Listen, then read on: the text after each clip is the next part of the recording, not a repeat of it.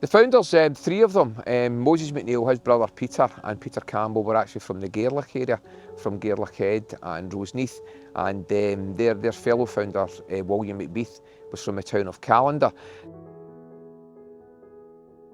Now, the four boys came into Glasgow, as many thousands did at the time due to the Industrial Revolution, looking for employment, coming from the countryside of Scotland.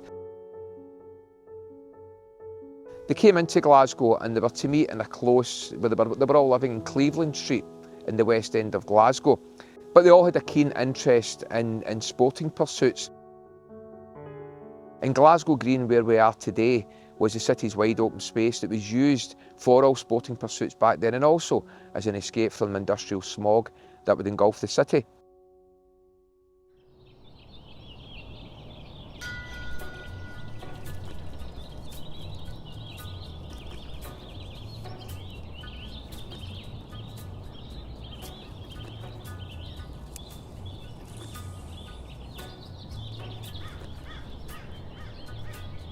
We know the founders were very keen on the sport of rowing back in Gairloch Head, and referring to Willie Dunlop's wonderful article that was written for the SFA handbook, Willie hints heavily in that they actually had their own rowing club, and that it was this they turned to in an effort to keep fit if they were injured. So they very much kept alive the love of rowing when they came into Glasgow. Peter McNeill would travel on a Saturday morning across town from the family home in Berkeley Street to here at Fleshers Hall. Fleshers Hall was arisen on the outskirts of Glasgow Green, and he put poles in the ground that would act as goalposts and then literally stand guard until the hour came. And this is quoting William word for word, until the hour came in the afternoon when he'd be joined by his friends and his teammates. So Peter took it upon himself, and that must have been quite a daunting task back then for a teenager, to stand in this spot just to ensure that Rangers was somewhere decent to play those first few matches. Well, the first game was against Callander. Incredibly, that first match was to end 0-0.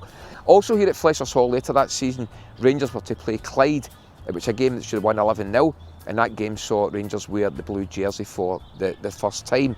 Then Rangers moved to the West End, where the boys had settled, to Burnbank, and we took up a lease there till 1875, and then we moved south of the river for the first time to Canning Park. It was then we made the move along to Ibrox for the first time. So Rangers led very much a nomadic existence in the first few years, but it was all to start here at Fleshers Hall. When the new Sportive Association first came into the city, there was a lot of clubs formed, but there was a lot of clubs went to the wall very quickly. And that was what's fascinating more than anything else about the boys who formed Rangers. These guys all had jobs at the time, but they were coming down here and went at Burnbank and at Canning Park and training 6 nights a week just to improve their skills, just to ensure that Rangers kept moving forward. It wasn't enough for these guys just to be competing. They wanted to be the best version of themselves that they possibly could, and we believe it's been that dedication and hard work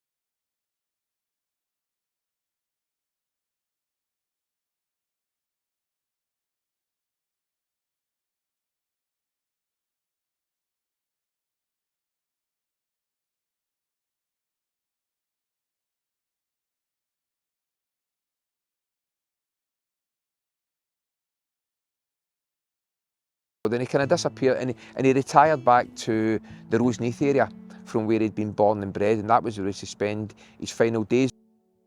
Now, Moses' brother Peter is one of the most fascinating characters amongst our founders, in that Peter went into business with his brother Harry, and it was what we know as H&P McNeil's. It was a sports outfitters.